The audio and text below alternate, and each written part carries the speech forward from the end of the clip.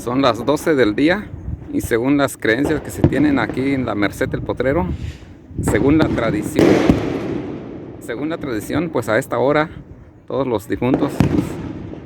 nuestros antepasados que vienen, que nos visitan en esta fecha, en Día de Muertos,